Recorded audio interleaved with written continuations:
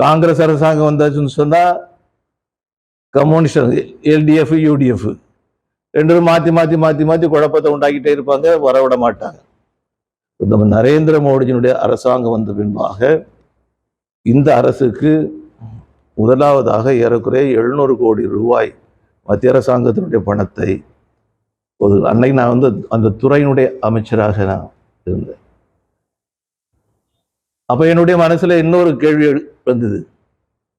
நாம ஏற்கனவே பல முயற்சிகள் எடுத்து டிபிஆர் வரைக்கும் ரெடி பண்ணிட்டோம்.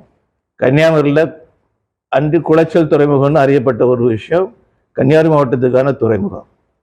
எல்லா முயற்சியும் எடுத்தாச்சு. இப்போ விழிங்க வந்தாச்சுன்னு சொன்னால் இது பாதிக்குமா அப்படிங்கிறத பற்றி ஸ்டடி பண்ணுறதுக்கு ஒரு இது பண்ணோம். கட்டாயமாக எந்த வகையிலும் பாதிக்காது அப்படின்னு சொல்லிட்டு அன்னைக்கு அந்த ஆராய்ச்சியாளர்கள், அறிஞர்கள், அதிகாரிகள் இவங்கெல்லாம் சொன்னாங்க. இன்னும் தேவை இருக்குது அப்படின்னாங்க. விழிங்கத்தை பற்றி நாம சந்தோஷப்படுறோம்.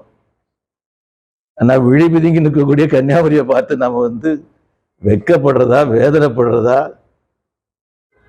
இந்த துரோகத்தை செய்த காங்கிரஸ் கட்சி, திராவிட முன்னேற்ற கழகம், அவருடைய கன்னியாகுமரி மாவட்டத்தினுடைய இளைய தலைமுறை வருங்காலத்தில் மட்டும் கிடையாது, எந்த காலத்திலையும் மன்னிக்கவே மாட்டாங்க. 28,000 கோடி ரூபாய்க்கான திட்டத்தை நமக்கு தந்து 2023 பணிகள் முடிக்கப்பட்டு முதல் கப்பல் போயிருக்க வேண்டிய இடம் எங்கிருந்து போயிருக்கணும்? இந்த கன்னியாகுமரி மாவட்டத்திலிருந்து போயிருக்கணும். இது மண்ணவாரி போட்ட அத்தனை பேருடைய வாயிலிருந்த மண்ணு. அவை கன்னியாகுமரி மாவட்டத்துக்கு பிரதமர் நரேந்திர மோடிஜி அவர்கள் 28,000 கோடியில துறைமுகம் தந்தார்கள்.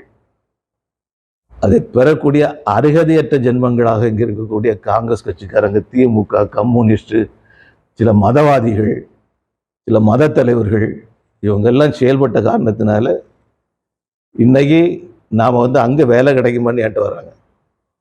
நிதி ஒதுக்கீடு செய்யப்பட்டு அரசாணை வெளியிட்டு செய்தால் திமுகவுக்கான வெற்றி அப்படின்னு சொல்லிட்டு மனோ தங்கராஜ்,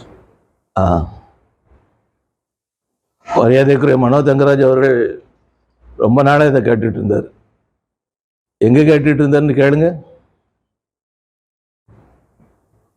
ரொம்ப நாளைக்கு பிறகு ஒரு அமைச்சராக வந்திருக்கிறாரு. அவருக்கு நம்முடைய வாழ்த்துக்களை தெரிவிச்சுக்கிடுறோம். இதை உங்க மூலமா நான் வாழ்த்து சொல்லிடுறேன். பழைய கூத்துகளை அடிக்காதுங்க. பழைய கூத்துகள் தயவு செய்து அடிக்காதுங்க.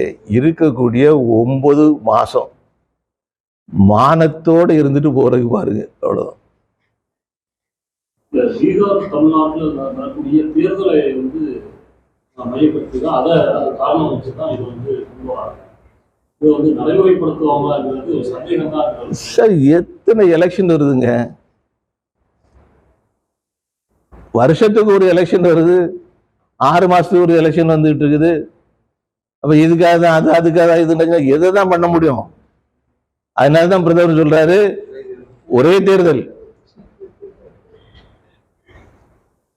ஒரே நாடு, ஒரே தேர்தல். அது ஆதரிப்போம். அப்ப எலெக்ஷனுக்காக சொன்னான்ட்டு வராது. இல்லைன்னா ஏதாவது ஒரு எலெக்ஷனுக்காக தானே சொல்லி ஆகணும். இது எலெக்ஷனுக்காக சொல்லப்பட்ட விஷயம் இல்லை. இது 2021 நாம சென்சஸ் எடுத்திருக்கணும். துரதிர்ஷ்டவசமாட்டு அப்போ நம்ம கொரோனா கொடுந்தொற்று, அந்த பேண்டமிக் இருந்த காரணத்தினால அந்த நேரத்தில் பண்ண முடியல. இப்போ எடுக்கிறதுக்கு எல்லாம் முயற்சி பண்றாங்க. யாருடைய பங்கு? எந்த சாமி?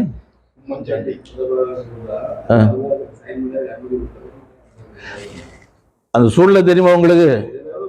சூழ்நிலை தெரியுமா அண்ணா? அந்த சூழ்நிலை சொல்லுங்களா.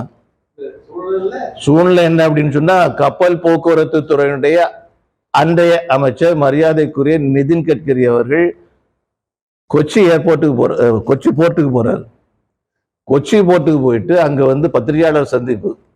அந்த பத்திரிகையாளர் சந்திப்பு நேரத்தில் பத்திரிகையாளர்கள் கேட்குறாங்க, இந்த மாதிரி கூடிய சீக்கிரத்தில் நாமெல்லாம் மகிழ்ச்சி அடையக்கூடிய வகையில் அதுக்குள்ள நிலைகளை நாம பார்க்க போறோம். பிரதமர் எதையும் செய்ய மாட்டார், பகல்காமில ஒண்ணுமே இல்லைன்னு சொல்லிட்டு உங்களை எல்லாம் தூங்க வைப்பார் அப்படின்னு சொல்லிட்டு பாஜகவுடைய மூத்த தலைவர் சுப்பிரமணிய சுவாமி விமர்சனம் செய்திருக்கிறாரு. அவருக்கு என்ன முன்னாடி நான் கருத்து சொல்ல விரும்பல. பாஜக மூத்த தலைவர் தான் அவர் இந்த மாதிரி சொல்லியிருக்கிறாரு. எப்படிங்க? எதுவுமே நடக்கலன்னு நாட்டு மக்களை தூங்க வைப்பார் பிரதமர் அப்படின்னு சுப்பிரமணிய சாமி சொல்லியிருக்காரு. நீங்க ட்விட்டர்லயே ஒரு கேள்வி அவர்கிட்ட கேளு. இப்போ இது மூலியமா நீங்க கேட்டீங்கன்னா நல்லா துறைமுகத்தில் கன்னியாகுமரி மாவட்டத்தில் துறைமுக திட்டம் மத்திய அரசால் கைவிடப்பட்டதான் என்ன ஸ்டேட்டஸ்? அது சொல்லக்கூடிய அருகதையில இப்ப நான் இல்லை. டயா பூஸ்டர் சுகருடைய ரிமோட் கண்ட்ரோல் இனி உங்க கையில. அனைத்து மருந்து கடைகளிலும் கிடைக்கும். செய்திகளை உடனுக்குடன் தெரிந்து கொள்ள கீழ்க்கண்ட கேபிள் மற்றும் டிடிஹெச் நெட்வொர்க்குகளில் எம்நாடு செய்தி தொலைக்காட்சியை காணுங்கள். பாதகம் செய்பவரை கண்டால் நாம் பயம் கொள்ளலாகாது பாப்பா. மோதி மிதித்து விடு பாப்பா, அவர் முகத்தில் உமிழ்ந்து விடு பாப்பா. அண்மை செய்திகளை உடனுக்குடன் தெரிந்து கொள்ள இணைந்திருங்கள் எம்நாடு தொலைக்காட்சியுடன்.